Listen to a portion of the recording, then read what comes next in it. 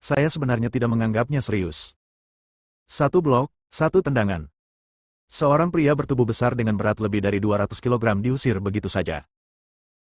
Wajah Adi menjadi gelap. Di wilayahnya, mereka yang berani menyerangnya benar-benar putus asa. Nak, tahukah kamu di mana tempat ini? Dia mengancam dengan kebencian di wajahnya, ini Jiang Bei. Saya tidak peduli dari mana asalmu. Ketika kamu datang ke Jiang Bei, jika kamu adalah seekor naga, aku akan tidur bersamamu. Jika kamu seekor harimau, aku akan tidur denganmu.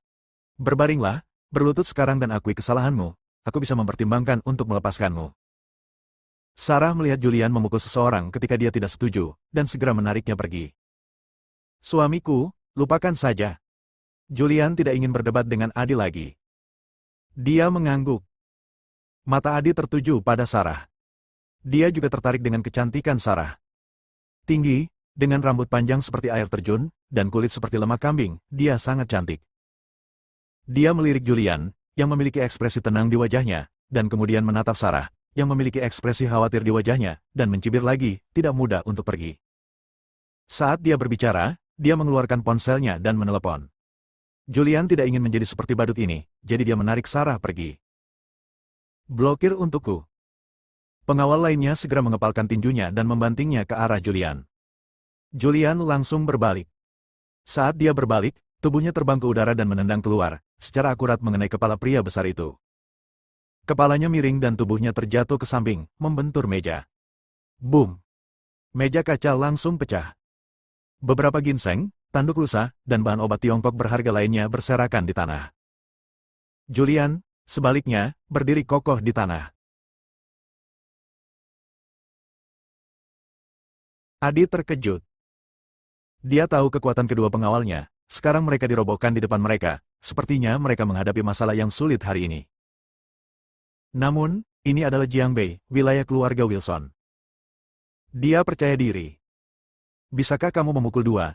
Bisakah kamu memukul 20? Bisakah kamu memukul 200? Wajahnya sangat sedih. Para tamu di sekitarnya semua tercengang. Apakah ini terlalu kuat? Kedua pria bertubuh besar itu dijatuhkan dalam sekejap. Julian memiliki senyum lucu di wajahnya. Apakah kamu masih ingin aku membelinya? Wajah Adi muram dan dia tidak mengatakan apa-apa. Sebaliknya, dia melirik Karen di sampingnya dan memerintahkan, mari kita hitung berapa banyak bahan obat yang dirusak anak ini. Kami akan membayar kompensasi 100 kali lipat. Ya. Karen segera pergi untuk membersihkan. Dan Julian juga menjadi tertarik. Dia ingin melihat trik lain apa yang bisa dilakukan Adi. Sarah tampak khawatir, dan terus menarik Julian, berbisik, sayang, ini Jiang Bei, jangan menimbulkan masalah, ayo berbelanja dan kembali. Julian berhenti sebentar dan berkata, sayang, jangan khawatir, tidak akan terjadi apa-apa. Ini adalah masyarakat hukum, dan saya tidak percaya apa yang dapat dilakukan anak ini terhadap saya. Haha. Adi tertawa terbahak-bahak, masyarakat yang diatur oleh hukum. Di apotek pertama, apa yang saya, Adi, katakan adalah hukum. Jika saya meminta Anda untuk berlutut, Anda harus berlutut. Julian duduk dengan ekspresi acuh tak acuh di wajahnya. Sarah sangat cemas. Persuasi yang terus-menerus. Namun, Julian tidak mendengarkan. Dia tidak punya pilihan selain berjalan ke samping, mengeluarkan ponselnya, dan diam-diam menelepon polisi. Adi melihatnya tapi tidak menghentikannya. Sebaliknya, dia mencibir. Panggil polisi. Apakah menelepon polisi bermanfaat? Ini adalah Jiang Bei, dan keluarga Wilson adalah kehadiran yang kuat di Jiang Bei. Ketika polisi datang, mereka hanya akan menangkap Julian dan Sarah. Segera, Karen menyelesaikan masalah ini. Saudara ketiga, inventaris telah selesai. Sebanyak 145.000 bahan obat berharga telah dimusnahkan. Kakak ketiga juga duduk. Dia menyilangkan kaki dan cerutu di mulutnya. Dua pengawalnya telah berdiri dan berdiri di belakangnya. Adi memandang Julian dan mencibir, apakah Anda mendengar itu? Jika Anda merusak 145.000 bahan obat, Anda akan diberi kompensasi 100 kali lipat, yaitu 14,5 juta. Adi bertekad untuk mengalahkan Julian dan Sarah. Meskipun Julian mengenakan pakaian biasa, Sarah mengenakan merek terkenal, dan total nilai tubuhnya melebihi 1 juta. Untuk berpakaian seperti ini, seseorang harus sangat berharga. Memeras lebih dari 10 juta adalah hal yang wajar. Dia tidak takut dengan asal-usul Sarah. Meskipun dia memiliki latar belakang yang bagus, dia bukan siapa-siapa di depan keluarga Wilson. Julian tampak ceroboh. Saat ini, pelayan telah mengusir semua pelanggan di toko, dan hanya 2 orang luar, Julian dan Sarah, yang tersisa di lantai 2. Bum, bum, bum. Suara langkah kaki yang cepat terdengar. Tak lama kemudian, puluhan orang bergegas menuju lantai 2. Puluhan orang ini datang dengan membawa batang besi, parang, tongkat listrik, bahkan batu bata di tangan. Saudara ketiga. Seorang pria berusia 20-an datang dan berteriak dengan hormat. Melihat lusinan orang, Sarah menjadi pucat karena ketakutan. Julian, sebaliknya, tampak tenang. Adi tertawa dan berdiri. Haha, nak, sekarang aku melihat betapa gilanya kamu, jadi aku berlutut dan segera meminta maaf. Aku berjanji, aku hanya akan mematahkan kakimu, dan istrimu akan memberiku waktu beberapa hari untuk bermain dengan ini. Masalahnya sudah selesai, kalau tidak. Ekspresi Julian berubah suram dalam sekejap. Dia mampu menghadapi masalah apapun yang datang padanya. Memikirkan Sarah mati. Apalagi, Julian berdiri. Suami. Sarah menariknya tepat waktu dan membujuk, jangan impulsif. Mereka memiliki banyak orang dan kita akan menderita. Saya sudah menelepon polisi. Polisi akan segera tiba. Haha. Adi tertawa, saya khawatir polisi tidak bisa sampai ke sana hari ini. Sarah bermaksud sesuatu, dan wajahnya sedikit berubah. Dia ingin menarik Julian pergi, tapi dia dikelilingi oleh pria kuat yang memegang peti ganis. Wajahnya tiba-tiba menjadi pucat. Julian memasang wajah cemberut dan berkata dengan dingin, jika saya tidak memberi Anda pelajaran, Anda tidak akan tahu berapa banyak mata yang dimiliki Tuan Ma. Bunuh dia sampai mati. Adi berteriak keras. Lusinan orang mengambil tindakan pada saat yang sama, membawa pria itu dan menghantamkannya ke arah Julian. Ah! Sarah berteriak ketakutan dan menutup matanya. Julian menarik Sarah dan dengan cepat bergegas menuju Adi. Sambil bergegas ke depan, dia mengepalkan tinjunya dan menyerang dengan cepat. Seorang lelaki kuat yang berlari ke depan langsung dipukul di bagian dada, seluruh tubuhnya serasa membungkuk, dan tubuhnya terlempar keluar, menghantam beberapa orang di belakangnya. Julian mengangkat Sarah, melompat setinggi lebih dari 2 meter, dan memukul kakinya dengan tendangan terbang. Satu orang langsung merasa jijik. Kemudian dia menginjak bahu seseorang dan muncul di depan Adi dalam sekejap. Saat dia menurunkan Sarah, dia menarik Adi ke atas dan melemparkannya dengan seluruh kekuatannya, menjatuhkan beberapa orang yang bergegas ke arahnya. Ah! Nyeri! Mama! Dentur! Terdengar raungan kesakitan dan suara benda pecah dari lantai 2. Beberapa menit kemudian, lusinan orang semuanya tergeletak di tanah. Julian sudah duduk. Sarah bersandar di pelukannya, memejamkan mata, dan memegang erat bahunya dengan tangannya. Dia tidak berani membuka matanya.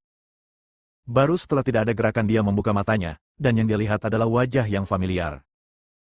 Dia menarik napas dan berkata, apakah kamu baik-baik saja?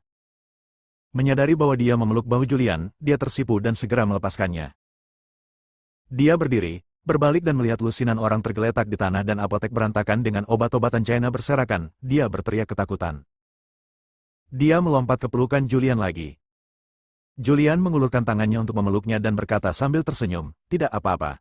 Jika sesuatu bisa terjadi, saya tidak membual. Saya benar-benar tidak memperhatikan 30 hingga 50 orang ini. Anak kecil, tahukah kamu siapa aku? Adi tersandung dari tanah. Namun, Julian mengambil cangkir di atas meja dan membuangnya. Boom! Cangkir itu mengenai kepala Adi. Kepalanya meledak seketika, dan darah meluap, seketika membuat seluruh wajahnya menjadi merah. Dia berguling-guling di tanah kesakitan. Ketika Sarah melihat pemandangan ini, dia menjadi pucat karena ketakutan, dan buru-buru berkata, suamiku, cepat, ayo pergi, polisi akan datang nanti, kamu telah melakukan sesuatu yang buruk. Julian berhenti sebentar dan berkata, tidak masalah. Tampaknya ada kolusi antara pengusaha dan polisi di sungai ini. Benar-benar kacau. Saatnya membereskan masalah. Sebenarnya polisi sudah lama datang, tapi mereka hanya diam di luar dan tidak masuk. Karena Adi menyapa. Adi berguling-guling di tanah kesakitan, dan dia meraung dengan kejam, nak, kamu sudah mati. Jika kamu tidak membunuhku, aku tidak akan menjadi Adi. Saat dia mengatakan itu, dia mengeluarkan ponselnya dan menelepon. Tim D, kamu, Cepat bawa orang, tokoku hancur. Bab 157, sihir macam apa? Ketika Sarah mendengar polisi datang, dia langsung takut. Dia tidak takut sebelumnya. Karena benar, mereka menipu pelanggan di apotek No. 1, memaksa mereka membeli barang dengan paksa. Julian telah melukai banyak orang sekarang. Hal ini tidak besar atau kecil. Ngomong-ngomong soal kecil, bisa diselesaikan hanya dengan satu kalimat. Serius, ini pertarungan yang menyakiti seseorang, dan Anda akan dipenjara. Suamiku, lakukan ini, ngomong-ngomong, seseorang dari keluarga Smith ada di wilayah militer, aku akan meminta bantuan sekarang. Sarah teringat sesuatu dan hendak menelepon. Julian berkata tepat pada waktunya, sayang, tidak apa-apa. Jangan menelepon dan merepotkan orang lain. Saya bisa menyelesaikan masalah ini. Percayalah.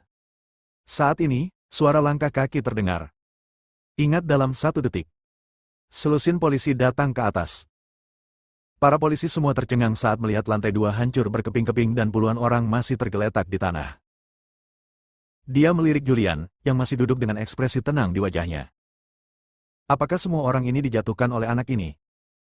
Tim D, kamu akhirnya sampai di sini. Adi menahan rasa sakit, menutupi kepalanya dengan tangannya, bangkit dari tanah, mengarahkan jarinya ke arah Julian, dengan ekspresi garang di wajahnya, dan berteriak, itu dia, cepat tangkap dia, aku akan membuatnya menghabiskan uang sisa hidupnya di penjara. Sonny melirik Julian dan segera memberi perintah, tangkap dia. Beberapa petugas polisi segera meletakkan senjatanya dan dengan hati-hati berjalan menuju Julian.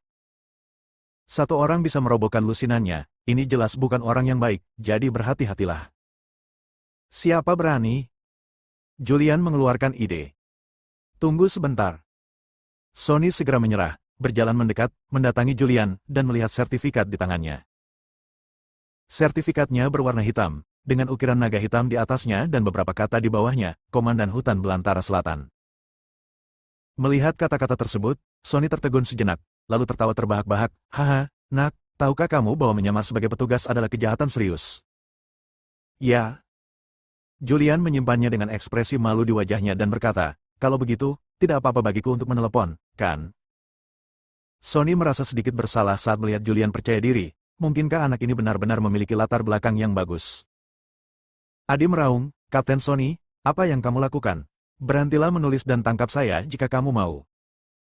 Kakak ketiga, jangan khawatir, biarkan dia menelepon. Saya ingin melihat siapa yang bisa dihubungi orang ini. Sonny tidak berani menyinggung Adi, dan juga takut Julian memiliki latar belakang yang besar. Lagi pula, mampu menjatuhkan begitu banyak orang oleh satu orang bukan lagi orang biasa. Julian berjalan ke samping dan mulai menelepon. Sarah, sebaliknya, tampak bingung. Ide apa yang baru saja dikeluarkan Julian? Dia hanya melihat warnanya hitam, seperti apa dan apa yang tertulis di sana, dia tidak memperhatikannya. Julian langsung menelepon Ethan. Ini aku, ini Jiang Bei, apotek No. 1. Bos di sini memaksaku untuk membeli sesuatu. Dia juga menelepon banyak orang. Bahkan polisi pun diberangkatkan. Terserah kamu, ngomong-ngomong, aku hanya memberimu 10 menit. Waktu, jika masalah ini tidak diselesaikan dalam waktu 10 menit, maka saya akan melaporkannya kepada otoritas yang lebih tinggi. Setelah Julian menelepon, dia langsung menutup telepon. Ethan tercengang. Laporkan ke otoritas yang lebih tinggi. Bukankah sudah jelas jika Anda tidak menyelesaikannya dalam 10 menit, Anda akan pergi ke King Kotake? Dia segera menelepon Benjamin di wilayah militer Jiangbei. Setelah Julian menelepon, dia datang ke Sarah. Sarah memandangnya dengan ragu dan bertanya, siapa yang kamu telepon? Julian tersenyum dan berkata, tentu saja saya menelepon untuk melaporkannya. Setelah King Kotake menjabat, tidak ada seorang pun di 5 provinsi yang berani menimbulkan masalah. Saya tidak menyangka masih ada jual beli paksa di Jiangbei. Tunggu saja, seseorang akan segera menanganinya. Ya. Sonny mengira Julian benar-benar memiliki latar belakang yang bagus. Tanpa diduga, saya menelepon untuk melaporkannya. Dia langsung tertawa, nak, kamu menelepon untuk melapor. Tahukah kamu bahwa ini adalah milik keluarga Wilson? Jika kamu melapor ke keluarga Wilson, siapa yang berani mengurus masalah ini? Kapten Sonny, mengapa kamu berbicara begitu banyak omong kosong?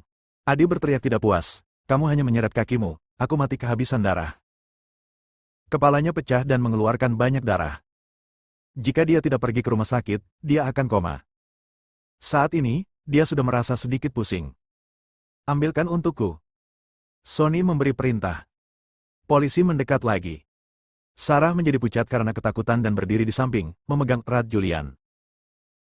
Julian menariknya dan meminta Sarah duduk, lalu berdiri dan menatap dingin ke arah polisi yang berjalan perlahan. Dia memandang orang di depannya. Totalnya ada 11, dan 4 orang datang membawa senjata. Dia meraih punggung bawahnya dan mengeluarkan 11 jarum perak.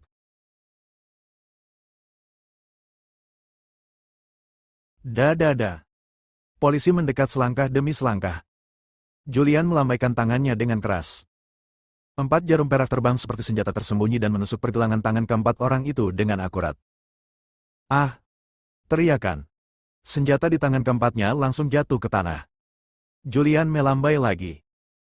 Beberapa jarum perak beterbangan, menelan tubuh polisi lainnya, dan menembus titik akupuntur di tubuh mereka. Tiba-tiba mereka merasa mati rasa di sekujur tubuh dan tidak bisa bergerak. Adegan ini membuat Sonny takut setengah mati. Dan Adi juga tampak ngeri. Ini, Sarah juga tercengang. Dia telah mendapatkan sertifikat dari Julian begitu lama, tetapi dia tidak tahu bahwa Julian memiliki metode yang aneh. Tidak apa-apa untuk menjatuhkan lusinan orang dengan satu orang, tapi sekarang dia hanya melambaikan tangannya dan jarum peraknya terbang keluar, dan dia menaklukkan begitu banyak polisi. Julian duduk lagi, mengeluarkan ran dan menyalakannya. Setelah menarik napas dalam-dalam, dia memandang Sonny dan berkata dengan ringan, "Kapten Sonny, kan? Saya menyelamatkan Anda. Jika Anda benar-benar membawa saya bersamamu hari ini, ayo pergi, maka ini akan menjadi masalah besar." Sonny memandangi petugas polisi yang berdiri diam dan bahkan berkeringat. Ya Tuhan, sihir macam apa ini? Julian duduk dengan tenang di kursi. Sarah memandangi lusinan orang yang tergeletak di tanah. Melihat petugas polisi itu berdiri tak bergerak dengan ekspresi kesakitan di wajahnya. Melihat Sonny yang berkeringat deras karena ketakutan. Melihat Adi yang pingsan karena ketakutan. Akhirnya, matanya tertuju pada Julian. "Suamiku, apalagi yang bisa kulakukan?" Waktu berlalu menit demi menit. 10 menit kemudian. Wengke, wengke. Di luar pintu, sirene berbunyi. Tak lama kemudian, suara langkah kaki terdengar. Beberapa tentara bersenjata lengkap muncul. Pemimpinnya adalah Benjamin, yang mengenakan jubah perang dan membawa hati di pundaknya. "Jenderal Benjamin!" Sarah berteriak. Ini adalah Benjamin, pemimpin tertinggi wilayah militer Jiangbei, yang pergi ke kediaman kaisar untuk merayakan ulang tahunnya terakhir kali ketika kakeknya melewati ulang tahunnya yang ke-80. Benjamin bergegas segera setelah menerima panggilan Ethan. Ethan memarahi Benjamin di telepon, mengatakan bahwa dia harus tiba dalam waktu 10 menit untuk menyelesaikan masalah, jika tidak, dia akan mengundurkan diri. Benjamin sedikit mengernyit saat melihat Sarah. Mengapa menjadi keluarga Hansel lagi? Dia masih bingung dengan apa yang terjadi di Imperial Residence terakhir kali. Meski sekretarisnya melakukan kesalahan, dia tidak akan dipecat. Sekarang dia dipecat. Setelah dia kembali, dia juga pergi untuk menyelidiki, tetapi dia tidak tahu apa yang sedang terjadi.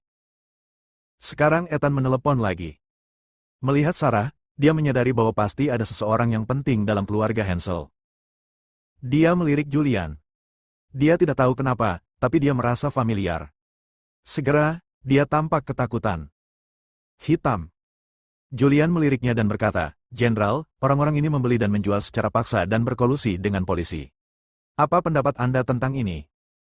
Benjamin segera mengerti dan berkata, "Hukuman berat tidak akan diberikan, selidiki dengan ketat dan berikan penjelasan yang memuaskan." Julian berhenti sebentar dan berkata, "Saya juga ingin memberikan penjelasan kepada massa." Setelah mengatakan itu, dia membawa Sarah dan pergi. Benjamin, sebaliknya, menarik napas dalam-dalam. Hitam, naga hitam, sebenarnya naga hitam. Dia adalah tokoh besar di bidang militer. Dia diangkat menjadi komandan naga hitam lebih dari setahun yang lalu. Dia juga pergi menonton, tetapi dia hanya berdiri di belakang, jadi dia tidak mengenalinya sejenak. Bab 158, Keluarga Smiths. Julian menarik Sarah keluar dari apotek nomor 1.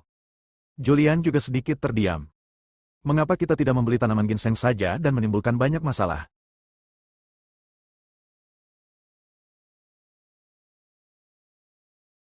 Setelah keluar dari apotek. Di jalanan.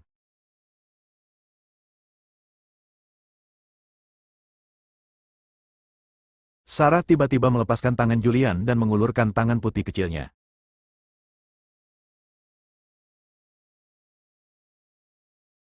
Membawanya keluar.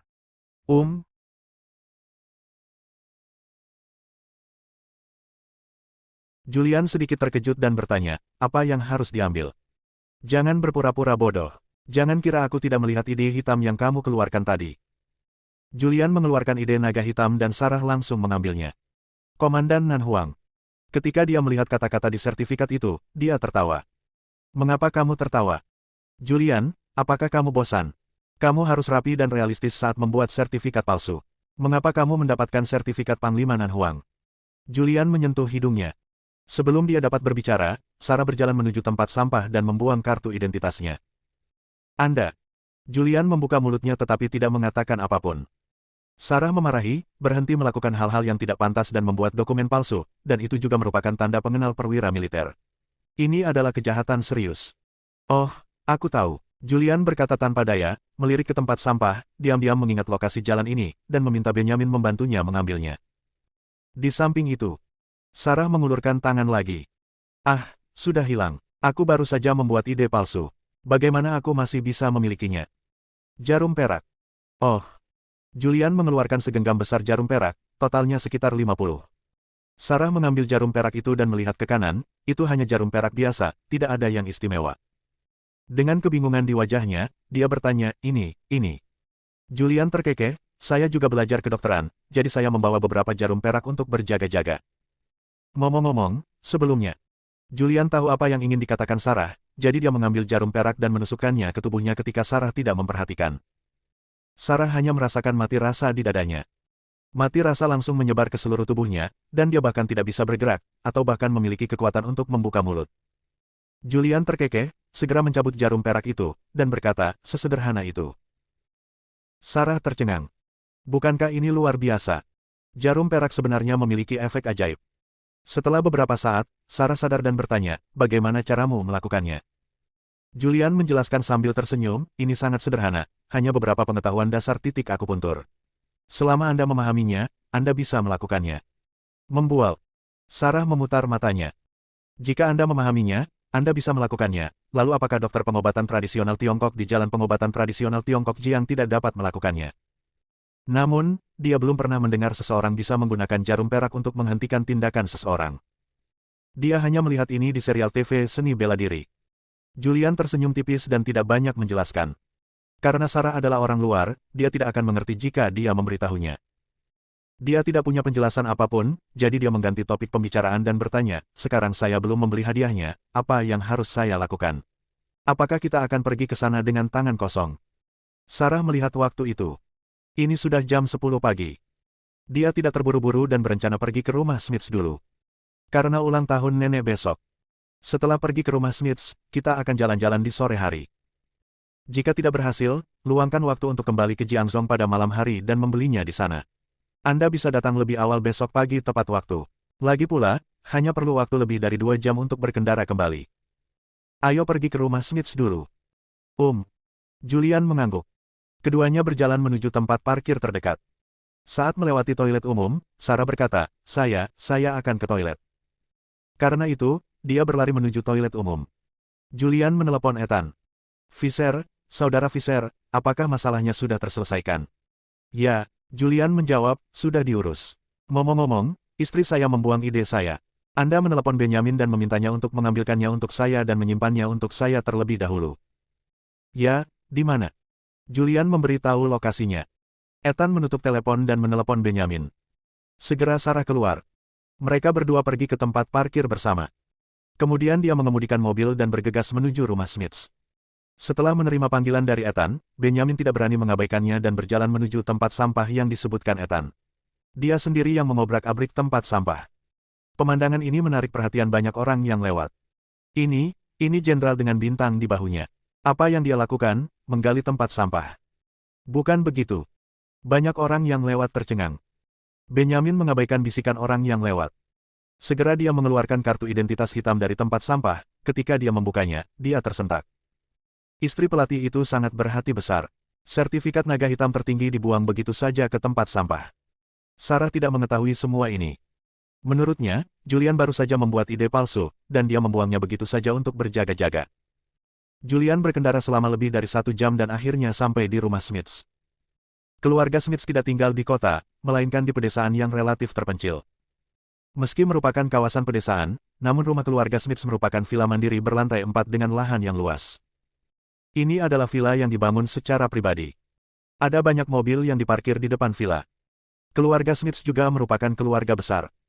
Karena wanita tua dari keluarga Smits merayakan ulang tahunnya, anggota keluarga Smits yang berada di luar kota datang silih berganti. Saat ini, banyak orang yang mengelilingi Ferrari merah. Karamatsu, sebaliknya, memiliki aura bermartabat di wajahnya. Setiap kali dia datang ke rumah neneknya di masa lalu, dia dipandang rendah. Sekarang, saya akhirnya bisa merasa bangga dan bangga sekali. Sepupu Karamatsu, tolong ajak aku jalan-jalan siang ini. Aku belum pernah naik mobil mewah seperti itu. Haha, mudah diucapkan, kata Karamatsu sambil tersenyum cerah.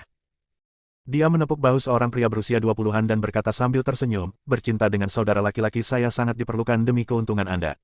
Anda tidak tahu bahwa keluarga saya benar-benar makmur sekarang. Ayah saya memegang 50% saham Yongel. Sekarang keluargaku juga memiliki villa senilai beberapa ratus juta di distrik Villa Jingxiu, dan saudara perempuanku telah membuka perusahaannya sendiri. Karamatsu terus pamer. Anggota keluarga Smits lainnya mengepung Leona dan Anton. Yan Mei, kamu berhasil bertahan hidup. Ya, aku iri banget. Itu villa besar yang bernilai ratusan juta. Kalau kamu pindah ke villa itu, kamu harus mengundang kami untuk melihatnya. Ngomong-ngomong, kenapa Sarah tidak datang? Leona tersenyum begitu keras hingga dia tidak bisa menutup mulutnya. Perasaan digemari ini adalah sesuatu yang belum pernah saya rasakan sebelumnya. Setelah puluhan tahun, dia akhirnya merasa bangga dan bangga. Dia tersenyum dan berkata, Sarah juga mengendarai mobilnya sendiri. Tenaga mobilnya sedikit mati dan kecepatannya agak lambat, tapi akan segera tiba.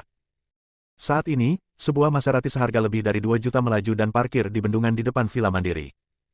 Julian membuka pintu dan keluar dari mobil terlebih dahulu, diikuti oleh Sarah. Tiba. Leona berdiri lebih dulu. Yang lainnya berdiri satu demi satu. Kakek, nenek, paman tertua, paman kedua, paman ketiga. Sarah datang dan memanggil seseorang sambil tersenyum. Julian, sebaliknya, tidak mengenal siapapun, jadi dia hanya mengikuti nama Sarah. Benar. Apakah ini Sarah? Keluarga Smits memandang Sarah dan semuanya tercengang. Mereka semua tahu seperti apa Sarah, penuh bekas luka. Saya dengar itu bagus.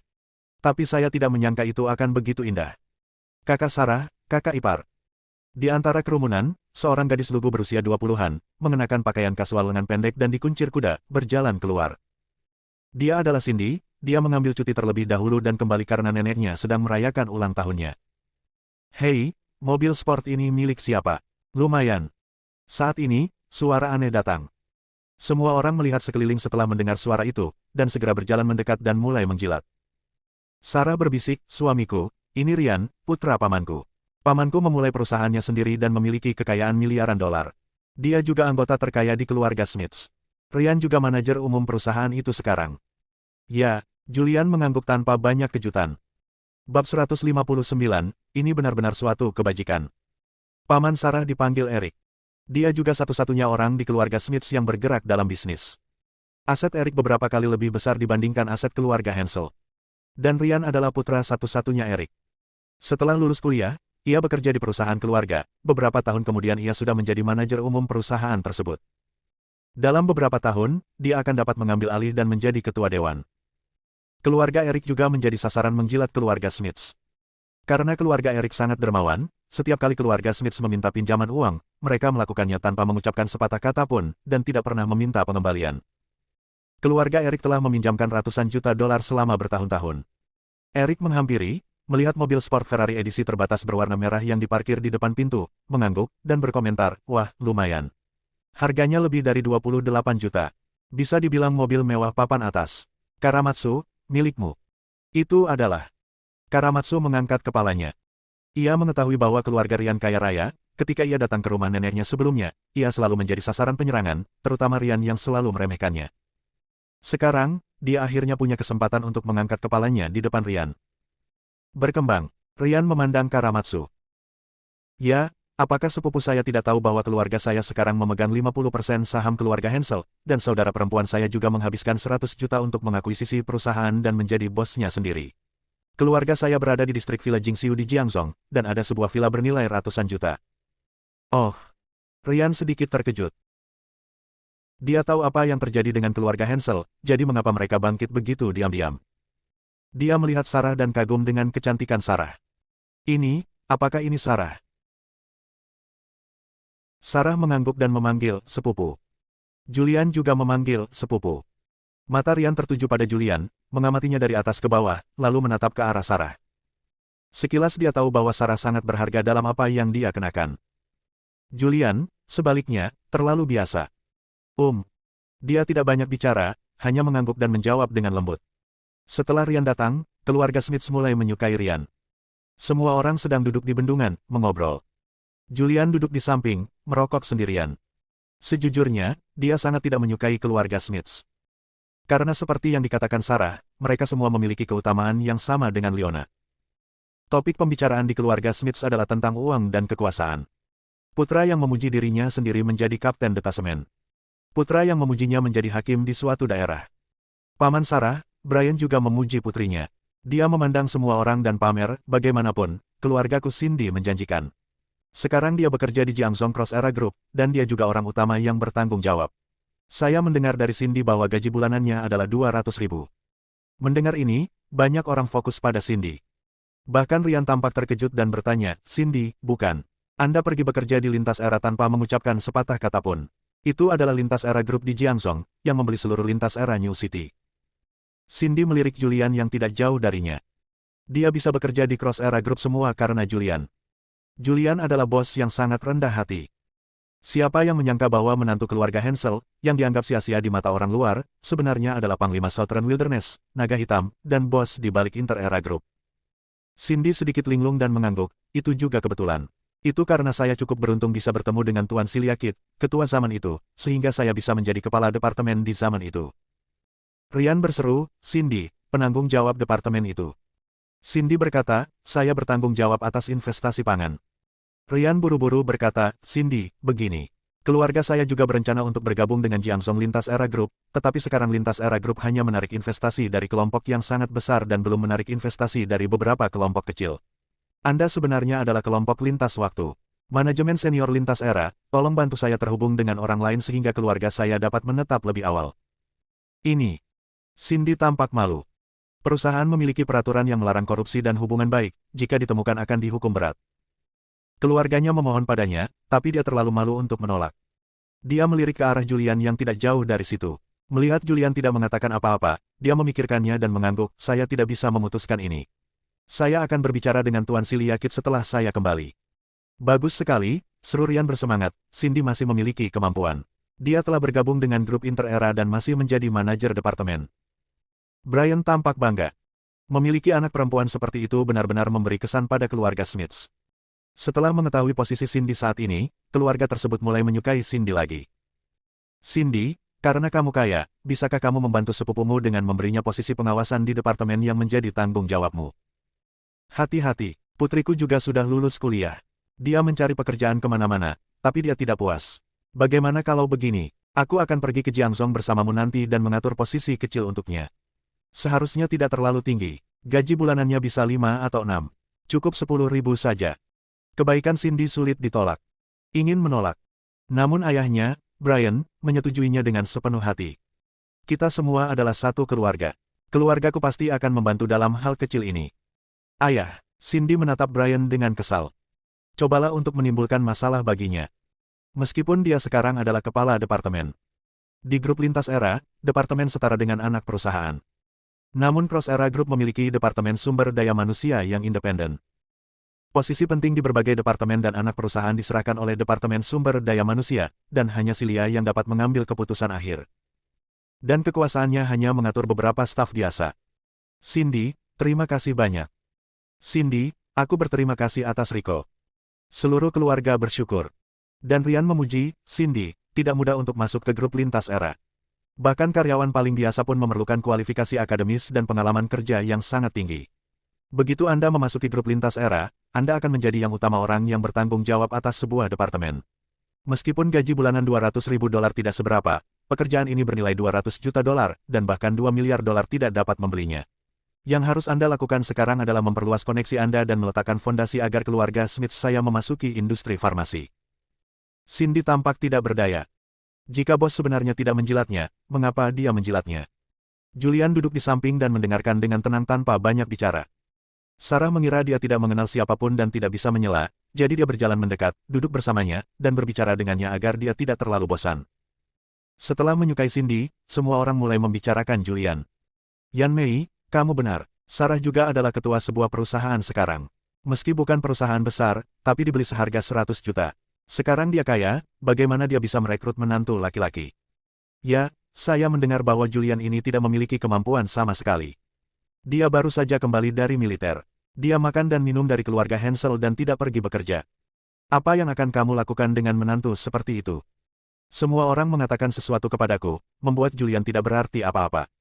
Ryan sudah lama ingin mengatakannya, tapi dia malu untuk mengatakannya. Sekarang para tetua di keluarga berbicara, dia juga berbicara. Bibi Leona, menurutku Julian tidak layak untuk Sarah. Saya juga mengenal banyak tuan muda dari keluarga kaya, dan saya juga mengenal keluarga Wilson. Apakah keluarga Wilson mengetahui bahwa Jiangbei, perwakilan keluarga dari 5 provinsi aliansi bisnis, punya aset ratusan miliar?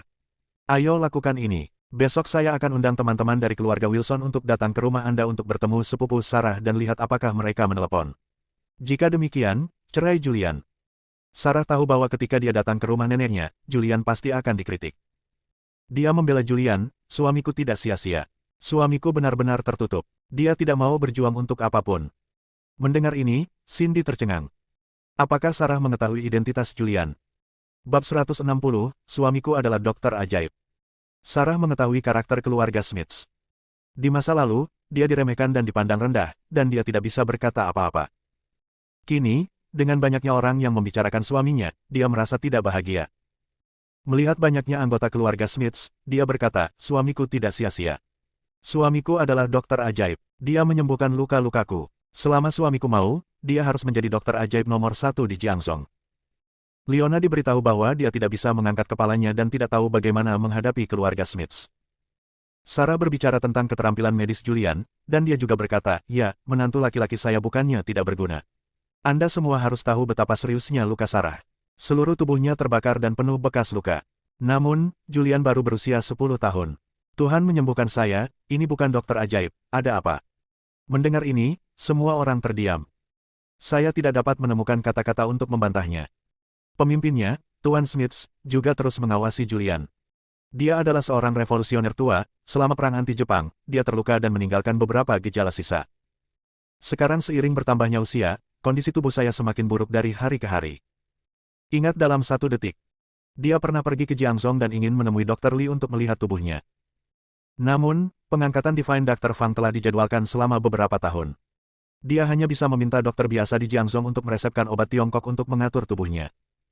Tuan Smiths belum berbicara. Seorang junior dari keluarga Smiths berkata, kakek juga memiliki beberapa masalah kesehatan lama. Karena dia adalah dokter ajaib, mengapa tidak memberinya diagnosis untuk mengetahui apakah dia benar-benar dokter ajaib atau hanya sia-sia?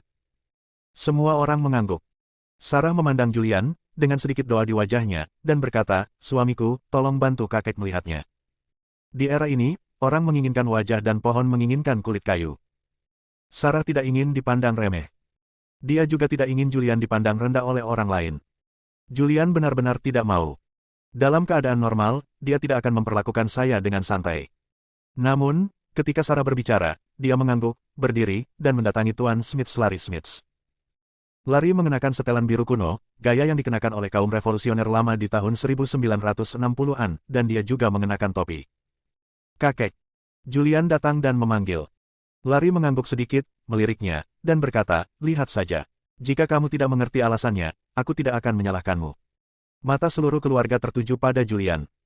Mereka juga ingin melihat apakah Julian, orang yang menyembuhkan Sarah, benar-benar mengetahui keterampilan medis.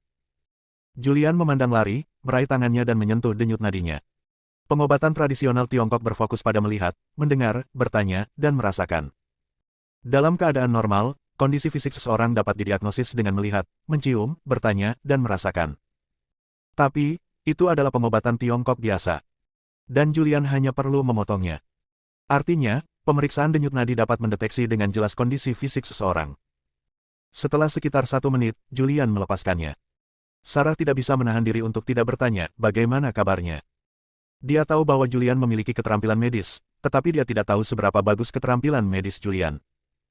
Sampai hari ini, Julian bisa melumpuhkan seseorang dengan jarum perak, dia sangat terkejut. Ada ekspektasi dalam ekspresinya.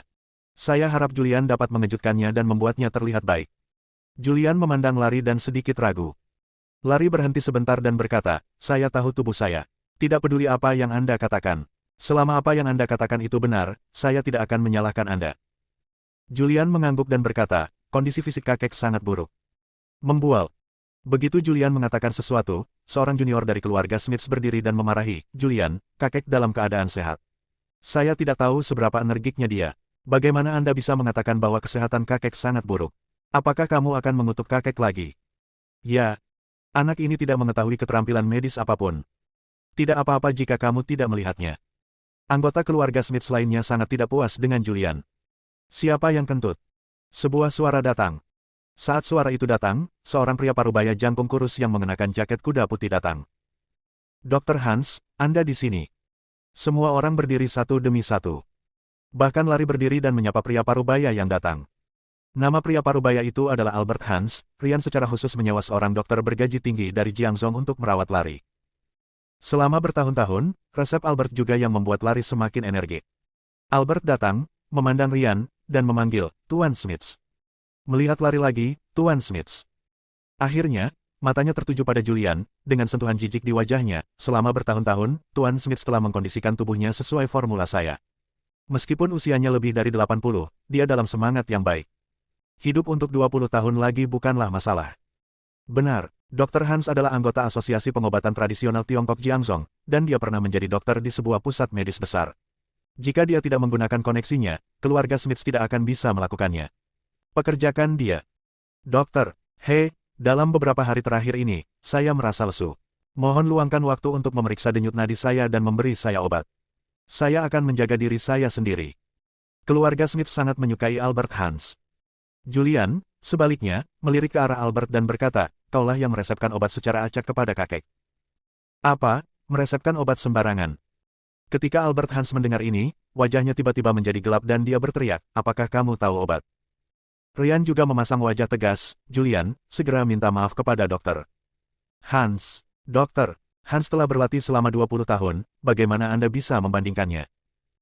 Julian mendengus dingin dan berkata, kakek tampaknya berada dalam kondisi mental yang baik sekarang, tetapi tidak butuh waktu lama sampai situasi ini benar-benar runtuh dan tubuhnya benar-benar runtuh. Dia semakin tua, dan organ-organnya secara bertahap menua. Fungsinya perlahan-lahan menurun, tetapi Anda memberinya resep banyak obat untuk mengisi kembali tubuhnya, bagaimana tubuhnya dapat menoleransinya. Saat dia mengatakan itu, dia melihat ke arah Larry dan berkata, kakek, tutupi dadamu, tarik napas dalam-dalam, dan coba tahan napas selama beberapa detik. Larry melirik Julian, lalu mengangguk sedikit, menarik napas, lalu mulai menahan napas. Setelah beberapa detik, Larry langsung berteriak, menutupi dadanya dengan tangannya, ekspresi kesakitan di wajahnya. Adegan ini mengejutkan keluarga Smiths. Julian, sebaliknya, melanjutkan, tubuh kakek telah menyerap terlalu banyak nutrisi. Meskipun hal ini dapat menstabilkan vitalitas untuk sementara, lama-kelamaan akan membebani organ tubuh. Keluarga Smith semuanya tercengang. Apakah Julian benar-benar seorang dokter ajaib? Julian, sebaliknya, berjongkok dan menekan lutut Larry. Larry berteriak kesakitan lagi. Julian melanjutkan, ketika kakek saya masih muda, lututnya terluka. Meskipun dia pulih dari operasi, hal itu meninggalkan gejala sisa. Setiap kali hujan, dia akan merasakan sakit yang tak tertahankan, dan bahkan sentuhan sekecil apapun akan menyebabkan rasa sakit yang parah. Apalagi kakek saya terlalu banyak mengonsumsi suplemen sehingga mengakibatkan energi darah menjadi kuat. Namun pembuluh darah kakek sudah menua dan tidak mampu menahan energi darah sekuat itu. Hal ini menyebabkan pembuluh darah pecah. Seharusnya sudah 3 bulan yang lalu. Kakek baru saja menjalani operasi perbaikan pembuluh darah. Kata-kata Julian benar-benar mengejutkan keluarga Smiths. Saya bahkan tahu bahwa saya menjalani operasi 3 bulan lalu. Ryan tidak kehilangan rasa proporsionalnya, melirik Sarah, dan berkata sambil tersenyum, Sarah, kamu memberitahu Julian tentang kondisi fisik kakek, kan? Faktanya, dia tidak memiliki keterampilan medis sama sekali. Dia berpura-pura untuk merasakan denyut nadinya dan memberitahu Julian apa yang dia ketahui sebelumnya. Beritahukan informasinya dan berpura-pura menjadi hantu. Begitu kata-kata ini keluar, banyak orang tiba-tiba menyadarinya. Jadi ini ya. Kelihatannya sungguh menakjubkan. Ternyata sudah mengetahuinya sebelumnya. Aku hanya memberitahumu, periksa saja denyut nadimu. Bagaimana bisa begitu ajaib? Bersambung.